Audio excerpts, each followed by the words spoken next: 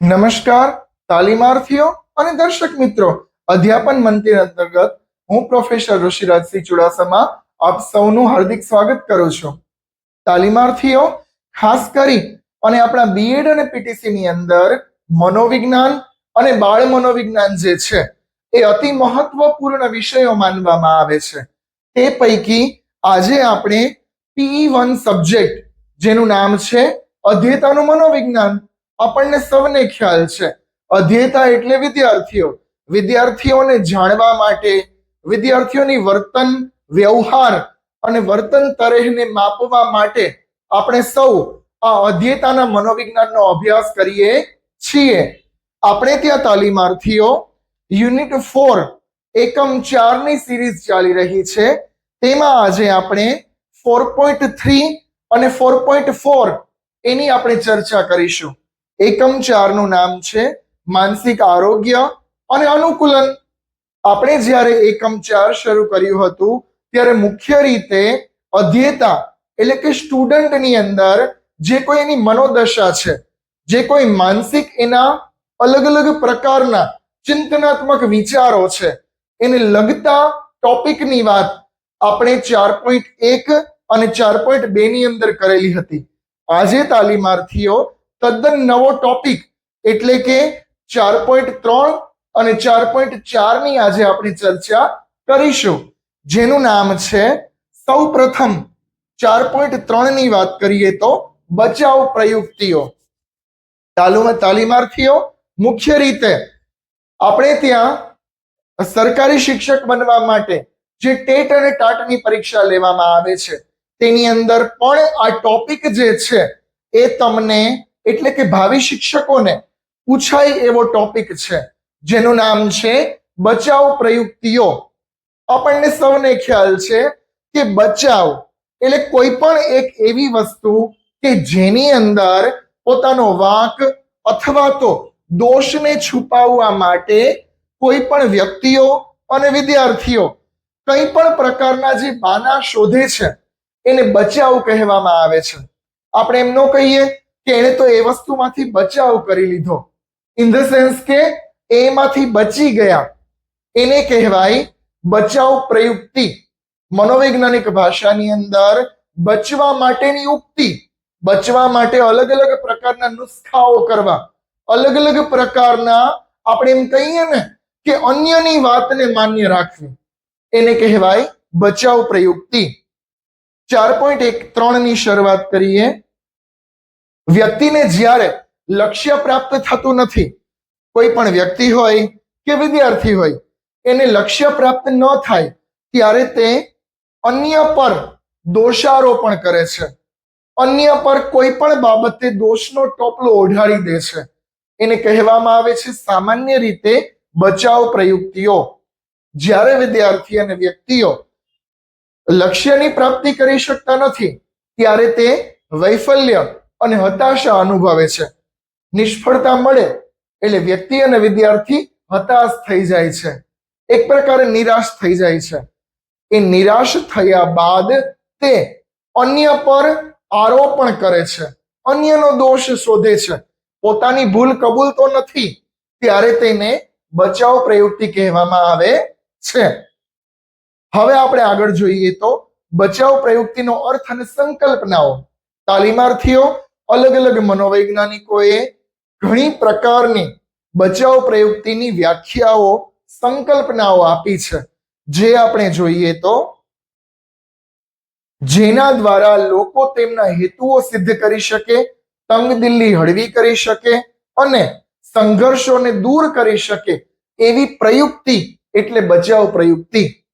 આ વ્યાખ્યાની અંદર કેટલી સુંદર મજાની વાત કરી છે કે જેના દ્વારા લોકો તેની સિદ્ધિઓને પ્રાપ્ત કરી શકે, તંગદિલીમાંથી હળવાશ અનુભવી શકે. એટલે ટેન્શન હોય કે ભાઈ મને આ લક્ષ્ય પ્રાપ્ત ન થયું, તો તેમાંથી ટેન્શનને દૂર કરવા માટે તો કે તંગદિલી હળવી કરી શકે અને સંઘર્ષમાંથી દૂર થવા માટે જે કોઈ પ્રયુક્તિ કરવામાં આવે છે તેને બચાવ પ્રયુક્તિ કહેવામાં આવે છે. ત્યારબાદ આગળ આપણે જોઈએ તો બીજી વ્યાખ્યા, જેના દ્વારા સીધી અને સાહજિક અભિવ્યક્તિમાંથી જે ચિંતા દૂર થાય છે તેને બચાવ પ્રયુક્તિ કહે છે. એક એવી સીધી અને સાહજિક અભિવ્યક્તિ કે જેના દ્વારા વ્યક્તિ અને વિદ્યાર્થી જે નિષ્ફળ ગયા છે તે ચિંતા દૂર થઈ જાય તો તેને બચાવ પ્રયુક્તિ કહેવામાં આવે છે. આમ આપણે સંકલ્પના જોઈએ તો વ્યક્તિ જેના દ્વારા હતાશા કે વૈફલ્ય માનસિક તંગદિલીમાંથી મુક્ત થવાનો પ્રયાસ કરે છે તેને બચાવ પ્રયુક્તિ કહે છે. જેમ વ્યાખ્યામાં આપણે વાત કરી તે પ્રમાણે જ કે વૈફલ્ય હતાશામાંથી દૂર થવા માટે અને માનસિક તંગદિલી એટલે કે ટેન્શનમાંથી હળવા થવા માટે જે વ્યક્તિઓ અને વિદ્યાર્થીઓ જે પ્રયુક્તિઓ અજમાવે છે, જે ઉક્તિઓ સૂઝે છે એને બચાવ પ્રયુક્તિ કહેવામાં આવે છે. જેનાથી વ્યક્તિ હતાશામાંથી દૂર થાય છે એને થઈ જાય છે. અન્યની અપેક્ષાઓ દ્વારા પોતાના ગુણને પોષે છે. જો બચાવ પ્રયુક્તિ દ્વારા તે શું કરે છે? અન્યની અપેક્ષાઓ દ્વારા એટલે કે અન્યની ટીકાથી બચવા માટે પોતાના ગુણને પોષે છે. એટલે કે અન્યની વાત કરે છે એટલે પોતાનો જે દોષ છે એ ઢંકાઈ જાય, છુપાઈ જાય, એને બચાવ પ્રયુક્તિ કહેવામાં આવે છે. આવી બચાવ પ્રયુક્તિઓનો જ્યારે વારંવાર ઉપયોગ કરવામાં આવે ત્યારે વિકૃતિઓ જન્મે છે. જો ઘણા બધા વિદ્યાર્થીઓ એવા હોય અને ઘણા બધા વ્યક્તિઓ પણ કે જે વારંવાર બચાવ પ્રયુક્તિઓનો ઉપયોગ કરે તો જેને કારણે એનો મગજ જે છે એ વિકૃત થઈ જાય છે.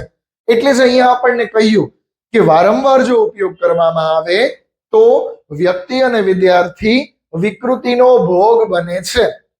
ખાસ કરી અને આપણા વર્ગખંડની અંદર આવું ઘણું બધું થતું હોય કે તમે અને આપણે જ્યારે કોઈ પણ જગ્યાએ શાળામાં લેક્ચર લેવા જઈએ ત્યારે વિદ્યાર્થીઓ અલગ અલગ પ્રકારે કંઈ પણ ખામી કે ભૂલ હોય, સપોઝ કે એક વિદ્યાર્થીની ખામી હોય તો તેને છુપાવવા માટે તે અન્ય વિદ્યાર્થીને આગળ ધરે છે. આપણે જેને કહીએ કોઈકના ખભે બંદૂક રાખવી, એનો મતલબ એ જ કે ભાઈ મેં નથી કર્યું તો એણે કર્યું છે. એને કહેવાય બચાવ પ્રયુક્તિ. કે કોઈ અન્યનું નામ જે છે એ કહી દે, આપણે એમ ન કહીએ કે એ તો બીજાના નામની ટિકિટ ફાળે છે, એને કહેવાય બચાવ પ્રયુક્તિ.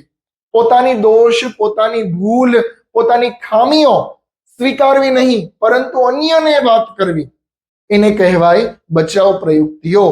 તો તાલીમાર્થીઓ બચાવ પ્રયુક્તિની ખાસ કરી અને આપણે અર્થ અને સંકલ્પના જોઈ. હવે આપણે મુખ્ય રીતે આપણા બીએડ અને પીટીસી અંતર્ગત જે કોઈ સિલેબસમાં આપણા અભ્યાસક્રમમાં જેટલી બચાવ પ્રયુક્તિ છે એને આપણે ઇન ડિટેલ ભણવાની છે. તો તાલીમાર્થીઓ બચાવ પ્રયુક્તિ એટલે શું એ કોન્સેપ્ટ તમારા માઇન્ડની અંદર પહેલા તો ક્લિયર કરી નાખો. એવી પ્રયુક્તિઓ, એવી ઉક્તિઓ કે જેના દ્વારા વ્યક્તિ કે વિદ્યાર્થી પોતાની હતાશા, વૈફલ્ય અને નિરાશાને દૂર કરવા માટે અન્યની ઉપર, અન્યના દ્વારા કોઈ દોષ ફેલાવે છે એને હતાશા અને ખાસ કરી અને બચાવ પ્રયુક્તિ કહેવામાં આવે છે. હવે આપણે જોઈએ તો વિવિધ પ્રકારની બચાવ પ્રયુક્તિઓનો અભ્યાસ આપણા બીએડ અને પીટીસી ના સિલેબસની અંદર આટલી મુખ્ય બચાવ પ્રયુક્તિઓ છે જેની અંતર્ગત આપણે 5 બચાવ પ્રયુક્તિઓ ભણવાની છે. તમારે ટેટ, ટાટ, એચટાટ અને એચમેટ ની એક્ઝામની અંદર પણ આ 5 પ્રકારની બચાવ પ્રયુક્તિઓ જે છે વધારે પડતી પૂછાતી હોય છે. એટલે તાલીમાર્થીઓ ન માત્ર બીએડ અને પીટીસી ના અભ્યાસક્રમમાં પરંતુ શિક્ષણ ક્ષેત્રની કોઈ પણ પરીક્ષાઓ માટે આ 5 બચાવ પ્રયુક્તિ ખૂબ જ મહત્વની છે. પહેલી બચાવ પ્રયુક્તિ વ્યૌક્તિકીકરણ. વ્યૌક્તિકીકરણ જ્યારે વ્યક્તિ જીવનમાં કોઈ ક્ષેત્ર કે કોઈ કાર્યમાં નિષ્ફળ થાય છે ત્યારે તે નિષ્ફળતાને છુપાવવા માટે સાચું કારણ રજૂ કરવાને બદલે સારું કારણ રજૂ કરે છે ત્યારે તેને વ્યૌક્તિકીકરણ કહેવામાં આવે છે. ક્યારેય પણ વિદ્યાર્થી અને વ્યક્તિ જીવનમાં જ્યારે નિષ્ફળ બને છે ત્યારે નિષ્ફળ બનવાનું કારણ એ રજૂ કરવાનું થાય ત્યારે સાચું કારણ નહીં પરંતુ સારું કારણ રજૂ કરે છે. શબ્દનો જ ફેર છે, શબ્દની રમત છે તાલીમાર્થીઓ. ખાસ કરીને યાદ રાખજો, જ્યારે કારણ રજૂ કરવાનું થાય નિષ્ફળતાનું ત્યારે સાચું કારણ નહીં પરંતુ સારું કારણ રજૂ કરે છે ત્યારે તેને વ્યૌક્તિકીકરણ કહેવામાં આવે છે. એટલે કે સામેના પક્ષે સાંભળનાર વર્ગ ગમે તે પ્રકારના કારણ રજૂ કરે પોતાનો બચાવ કરવાનો પ્રયત્ન કરે છે. સારું કારણ રજૂ કરવામાં આવે, સાચું ક્યારેય કારણ બારે આવે નહીં. એટલે ખાસ કરી અને અન્યને દોષિત ઠેરવવામાં આવે, અન્યને દોષિત ગણવામાં આવે ત્યારે તેને વ્યૌક્તિકીકરણ નામની બચાવ પ્રયુક્તિ કહેવામાં આવે છે. આપણે એક્ઝામ્પલથી સમજીએ તો કંપની કાર્યમાં કરતા કર્મચારીઓ પ્રમોશન ન મળે તો એવું કારણ દર્શાવે છે કે પ્રમોશનમાં કોઈક વિશેષ લાભ ન હતો માટે પ્રમોશનના લાભો અમે જતા કર્યા. કેટલી સરસ મજાની વાત છે. જ્યારે કંપનીના કર્મચારીઓ જ્યારે કામ કરે છે ત્યારે તેને પ્રમોશન મળતું નથી તો એ સાચું કારણ નહીં પણ સારું કારણ શું રજૂ કરે છે કે પ્રમોશનની અંદર બહુ કઈ લાભ હતા નહીં એટલે અમે એને સ્વીકાર્યા નહીં. એટલા માટે જ કહ્યું કે સાચું કારણ ક્યારેય નથી દર્શાવતા પરંતુ સારું કારણ દર્શાવે છે. એને કહેવાય વ્યૌક્તિકીકરણ નામની બચાવ પ્રયુક્તિ. તો ખાસ કરી અને બચાવ પ્રયુક્તિની અંદર પહેલી આપણે જોઈ વ્યૌક્તિકીકરણ. ડન. હવે આપણે બીજી બચાવ પ્રયુક્તિ જોઈએ, તાદાત્મ્ય. જો તાલીમાર્થીઓ, જે બચાવ પ્રયુક્તિઓ છે તેના જેવા નામ છે એ પ્રમાણે જ તેનું કામ છે.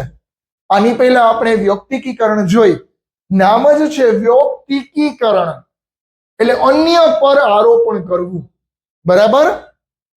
બીજી જોઈએ તો તાદાત્મ્ય, જેને અંગ્રેજીમાં આપણે એક પ્રકારે એડજસ્ટ થવું કહેવામાં આવે. એડજસ્ટ થઈ જાય. આપણે સામાન્ય રીતે આ શબ્દનો ઉપયોગ કરીએ છીએ, જો કે મનોવૈજ્ઞાનિક શબ્દ છે છતાં પણ આપણે વાપરીએ છીએ કે પેલા વિદ્યાર્થી અને પેલા વ્યક્તિઓએ તાદાત્મ્ય કરી લીધું, તાદાત્મ્ય સાધી લીધું. એ પણ એક પ્રકારની બચાવ પ્રયુક્તિ છે. ઇન ડિટેલ જોઈએ તો જ્યારે કોઈ વ્યક્તિ સંસ્થા, વિચાર, આદર્શ કે એકાત્મનો ભાવ અનુભવે છે ત્યારે તેને તાદાત્મ્ય કહેવામાં આવે છે. કોઈ એક વ્યક્તિ અન્ય વ્યક્તિ સાથે, કોઈ એક વ્યક્તિ અન્ય સંસ્થા સાથે, કોઈ એક વ્યક્તિ અન્ય વિચાર સાથે જ્યારે એકાત્મતાનો ભાવ અનુભવે છે એટલે કે હું અને એ વ્યક્તિ સાવ એક જ છીએ, હું અને મારી સંસ્થા બંને એક જ છીએ, એટલે કે એના દ્વારા જે કોઈ પણ નિયમો છે એને આત્મસાત કરી લે છે, એના પ્લસ પોઈન્ટ માઇનસ પોઈન્ટ બધું સ્વીકારી લે છે, સહજ રીતે આત્મસાત કરી લે છે. એને કહેવાય વ્યૌક્તિકીકરણ. એને કહેવાય તાદાત્મ્ય. એની અનુકૂળ થઈ જવું.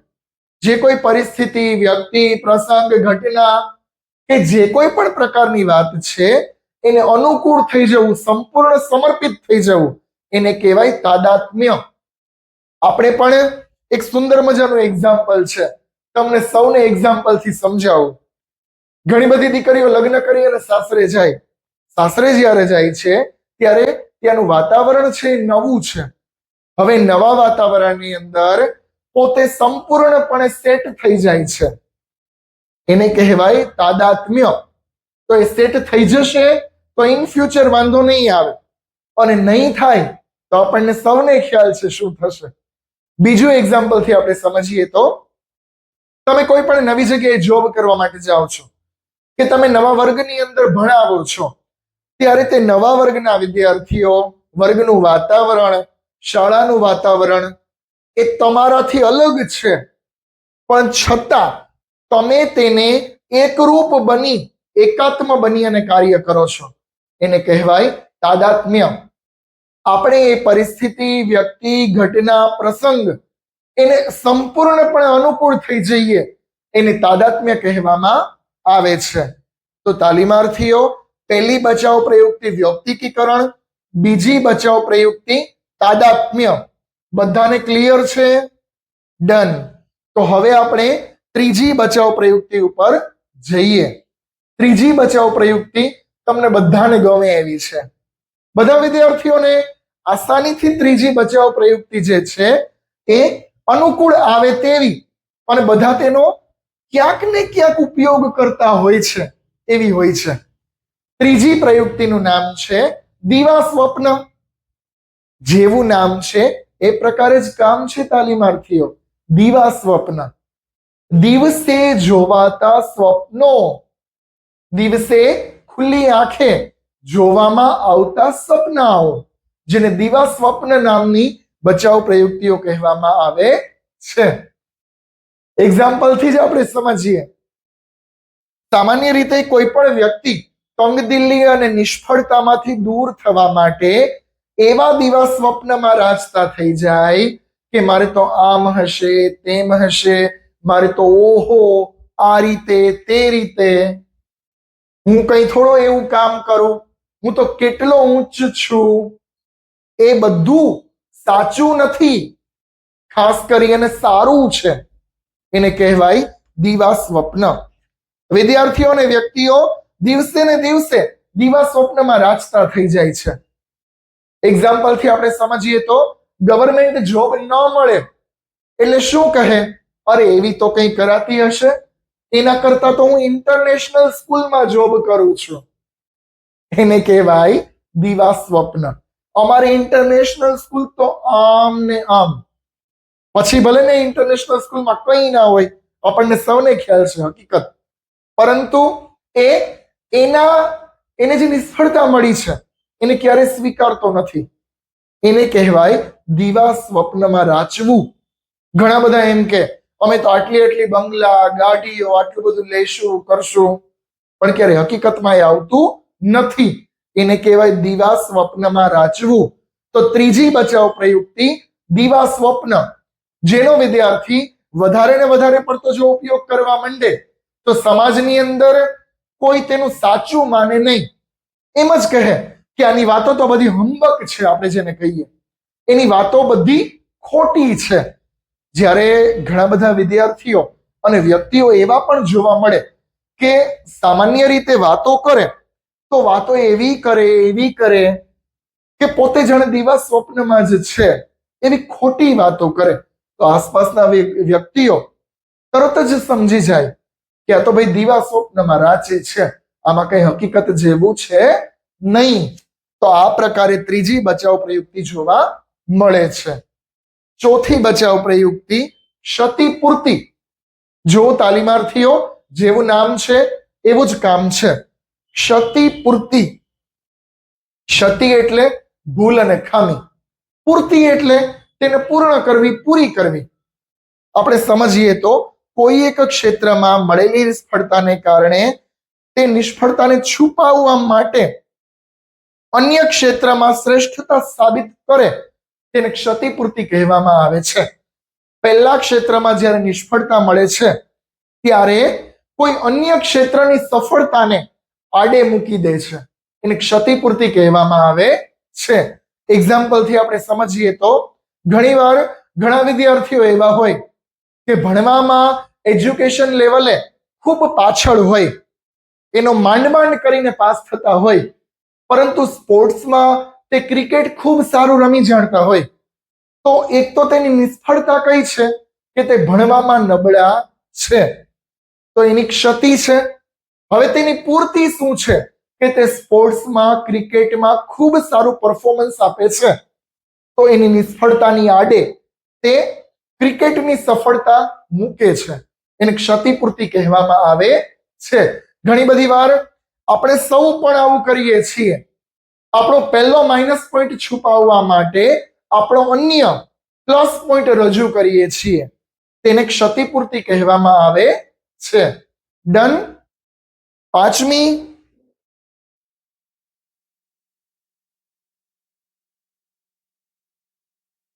બચાવ પ્રયુક્તિ, જેનું નામ છે ઉર્ધ્વીકરણ. પાંચમી બચાવ પ્રયુક્તિ ઉર્ધ્વીકરણ. ઉર્ધ્વ એટલે ઊંચે જવું, આપણને સૌને ખ્યાલ છે. ઉર્ધ્વીકરણની પ્રક્રિયા એટલે વિચારો અને વ્યક્તિ પોતે ઊંચા જતા જાય છે, એને ઉર્ધ્વીકરણ કહેવામાં આવે છે. મનોવૈજ્ઞાનિક ફ્રોઈડ દ્વારા આ બચાવ પ્રયુક્તિ રજૂ કરવામાં આવી છે. સિગમન્ડ ફ્રોઈડ નામના આપણા મનોવૈજ્ઞાનિક છે. તમને 1 માર્ક્સના પ્રશ્નમાં પણ પૂછાઈ શકે કે ઉર્ધ્વીકરણ નામની બચાવ પ્રયુક્તિ કોણે આપી? તો સિગમન્ડ ફ્રોઈડ નામના મનોવૈજ્ઞાનિકે ઉર્ધ્વીકરણ નામની બચાવ પ્રયુક્તિ આપેલી છે. તો હવે આપણે ઉર્ધ્વીકરણને સમજીએ તો જ્યારે સામાજિક અને નૈતિક દ્રષ્ટિએ અસ્વીકાર્ય વૃત્તિ સહજ રીતે સંતોષી ન શકાય ત્યારે આવી વૃત્તિઓ સમાજ માન્ય રીતે સંતોષવાનો અન્ય રીતે પ્રયાસ કરે છે, તેને ઉર્ધ્વીકરણ કહેવામાં આવે છે. જ્યારે કોઈ સામાન્ય પ્રકારની કોઈ એવી વસ્તુઓ જે છે એ સંતોષી ન શકાય ત્યારે અન્ય વસ્તુઓનો સહારો લેવામાં આવે ત્યારે તેને ઉર્ધ્વીકરણ કહેવામાં આવે છે. ક્ષતિપૂર્તિ પ્રકારનો જ આ એક પ્રકાર છે. આપણે જે ચોથી બચાવ પ્રયુક્તિ જોઈ ક્ષતિપૂર્તિ, એનો જ એક પેટા પ્રકાર એટલે આપણી પાંચમી બચાવ પ્રયુક્તિ ઉર્ધ્વીકરણ. બરાબર? શું કહે છે? જ્યારે વ્યક્તિ પોતાની વૃત્તિઓ સમાજ માન્ય રીતે સ્વીકારી ન શકે ત્યારે તે અન્ય માર્ગ અપનાવે છે, અન્ય માર્ગે સંતોષ અનુભવે છે, તેને ઉર્ધ્વીકરણ નામની બચાવ પ્રયુક્તિ કહેવામાં આવે છે. પહેલી નિષ્ફળતા જ્યારે મળે છે ત્યારે તે નિષ્ફળતાને છુપાવવા માટે અથવા તે નિષ્ફળતા જે છે એને એક પ્રકારે નબળી ન ગણે લોકો, પરંતુ સબળી ગણે, એના માટે તે અન્ય એનો પ્લસ પોઈન્ટ જે છે એ રજૂ કરે છે ત્યારે તેને ઉર્ધ્વીકરણ કહેવામાં આવે છે. કોઈ આપણે એક્ઝામ્પલથી સમજીએ. કોઈ એક એવી વિદ્યાર્થીની છે કે જેને રસોઈ બનાવતા જરા પણ આવડતી નથી, રસોઈ બનાવતા જરા નથી આવડતી, તો ખાસ કરી અને તે એક બાબતની અંદર ખૂબ નબળી છે, પરંતુ તે ભણવામાં સારી એવી હોશિયાર છે. તો જ્યારે જ્યારે વાત થાય રસોઈની ત્યારે તે એના ભણતરની વાત કરે છે, એના એજ્યુકેશનની વાત કરે છે કે ભાઈ હું રસોઈમાં નબળી છું, પરંતુ મારો પ્લસ પોઈન્ટ શેમાં છે? તો કે ભણતરમાં છે, હું સારામાં સારું ભણી બતાવું છું. તો પોતાની પહેલી નિષ્ફળતાને છુપાવવા માટે જ્યારે તે વ્યક્તિ અને વિદ્યાર્થી પોતાના અન્ય જે પ્લસ પોઈન્ટ છે એને રજૂ કરે છે ત્યારે તેને ઉર્ધ્વીકરણ કહેવામાં આવે છે. એ એવું દર્શાવે છે કે ભલે મને રસોઈ કરતા ન આવડે, પરંતુ મારા જેવું કોઈ ભણતું નથી, હું દર વખતે પહેલો નંબર આવું છું. એને ઉર્ધ્વીકરણ કહેવામાં આવે છે. ખાસ કરી અને ઉર્ધ્વીકરણની પ્રક્રિયા નાના વયની અવસ્થામાં એટલે કે પ્રાથમિક લેવલે અને માધ્યમિક લેવલે વધારે પડતી જોવા મળે છે. એમાં પણ તરુણાવસ્થા, માધ્યમિક શાળા એટલે કે 9 અને 10 હાઈસ્કૂલની અંદર આ ઉર્ધ્વીકરણ નામની બચાવ પ્રયુક્તિઓનો ઉપયોગ વિદ્યાર્થીઓ મોટે ભાગે કરે છે કે પોતાની પહેલી ખામીઓને છુપાવવા માટે અન્ય ખૂબીઓને રજૂ કરે. ખામી તો છે જ, પરંતુ ખામીને છુપાવે છે કેના દ્વારા? બીજી ખૂબીઓ દ્વારા. તેને કહેવાય ઉર્ધ્વીકરણ નામની બચાવ પ્રયુક્તિ. તો તાલીમાર્થીઓ ખાસ કરી અને આપણા સિલેબસની અંદર જે આ 5 પ્રકારની બચાવ પ્રયુક્તિઓ છે એ 5 બચાવ પ્રયુક્તિઓ ક્લિયર કરજો તમારા માઇન્ડની અંદર. એકવાર રિપીટેશન કરાવી જાઉં છું. પહેલું વ્યૌક્તિકીકરણ. વ્યૌક્તિકીકરણની અંદર આપણે જોયું હતું કે અન્ય વ્યક્તિ પર દોષનું આરોપણ કરે છે. બીજી બચાવ પ્રયુક્તિ તાદાત્મ્ય એટલે કે એડજસ્ટ થઈ જાય છે. ત્રીજી બચાવ પ્રયુક્તિ દીવા સ્વપ્ન. દીવા સ્વપ્ન એટલે જેવું નામ છે એ પ્રકારે જ તેનું કામ છે.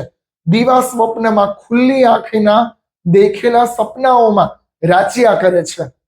ચોથી બચાવ પ્રયુક્તિ ક્ષતિપૂર્તિ. પહેલો પ્લસ પોઈન્ટ ન મળે તો અન્ય પ્લસ પોઈન્ટને રજૂ કરે છે, તેને કહે છે ક્ષતિપૂર્તિ. અને ઉર્ધ્વીકરણ. ઉર્ધ્વીકરણ એટલે કે પોતાની ખામીઓને છુપાવવા માટે એ વ્યક્તિ અને વિદ્યાર્થી ખૂબીઓને રજૂ કરે છે. એને કહેવાય ઉર્ધ્વીકરણ નામની બચાવ પ્રયુક્તિ. તો તાલીમાર્થીઓ આ મુખ્ય 5 બચાવ પ્રયુક્તિઓ જે છે એ આપણા સિલેબસની અંદર જોવા મળે છે. 5 બચાવ પ્રયુક્તિઓ તમારા માટે મોસ્ટ આઈએમપી છે. બીએડ અને પીટીસી ડીએલએડ અંતર્ગત પણ મહત્વની છે અને ટેટ અને ટાટની પરીક્ષામાં અતિ મહત્વની છે આ બચાવ પ્રયુક્તિઓ. બરાબર. તો તાલીમાર્થીઓ આપણે 4.3 અને 4.4 આજે બંને ભેગું લઈ લીધું છે, કારણ કે બંને 1 બીજા સાથે સહસંબંધ ધરાવે છે. તો 4.3 અને 4.4 ની અંદર સૌથી પહેલા તો આપણે જોયું બચાવ પ્રયુક્તિ એટલે શું, પ્રસ્તાવના જોઈ. ત્યારબાદ આપણે તેનો અર્થ, સંકલ્પના, વ્યાખ્યાઓ જોઈ. ત્યારબાદ આપણે અલગ અલગ 5 પ્રકારની બચાવ પ્રયુક્તિઓ ભણ્યા. બરાબર. હવે તાલીમાર્થીઓ છેલ્લો પોઈન્ટ છે જેનું નામ છે બચાવ પ્રયુક્તિના શૈક્ષણિક ફલિતાર્થો, એટલે કે તેની અસરો. હવે આપણે એઝ અ ટીચર, તમે બધા જ્યારે વર્ગની અંદર, શાળાની અંદર કામ કરશો ત્યારે અલગ અલગ વિદ્યાર્થીઓ દ્વારા આ બધી જ બચાવ પ્રયુક્તિઓનો ઉપયોગ કરવામાં આવશે. ત્યારે તમને સૌને આનો મિનિંગ ખબર હોવો જોઈએ અને વિદ્યાર્થીઓ જ્યારે ખોટા હોય ત્યારે તેને પકડી પાડતા પણ તમને બધાને આવડવું જોઈએ. એટલા માટે આ બધી બચાવ પ્રયુક્તિઓનો ઉપયોગ કરવામાં આવે છે. બરાબર. તો હવે આપણે જોઈએ છીએ તેના શૈક્ષણિક ફલિતાર્થો. શૈક્ષણિક ફલિતાર્થોની અંદર અલગ અલગ પોઈન્ટ વાઇઝ આપણે જોઈએ તો બચાવ પ્રયુક્તિઓનો ઉપયોગ કરી વ્યક્તિ હતાશામાંથી દૂર થઈ શકે છે, તંગદિલીમાંથી દૂર થઈ શકે છે. એને જે કોઈ નિષ્ફળતા મળેલી છે એ નિષ્ફળતા, હતાશામાંથી તે દૂર થઈ શકે છે. એટલા માટે તેનો વ્યક્તિ અને વિદ્યાર્થી ઉપયોગ કરે છે. ત્યારબાદ જોઈએ તો પોતાની જાતને અન્ય લોકો સામે સારી ગણવા માટે બચાવ પ્રયુક્તિનો ઉપયોગ કરે છે. વ્યક્તિ અને વિદ્યાર્થી પોતાની જાતને સારી ગણવા માટે, સાચી નહીં પરંતુ સારી ગણવા માટે બચાવ પ્રયુક્તિઓનો ઉપયોગ કરે છે. હતાશાનો ભોગ દૂર થાય અને પોતે એક પોતાને જે આંચકો, જે કોઈ તણાવ લાગ્યો છે એમાંથી દૂર થવા માટે તેનો ઉપયોગ કરે છે. વ્યક્તિ તાત્કાલિક હળવાશ અનુભવવા આનો ઉપયોગ કરે છે. તાત્કાલિક ટેન્શન ફ્રી થઈ જવું હોય, તણાવ મુક્ત થઈ જવું હોય, હળવાશ અનુભવવી હોય તો વ્યક્તિ અને વિદ્યાર્થી બચાવ પ્રયુક્તિનો ઉપયોગ કરે છે.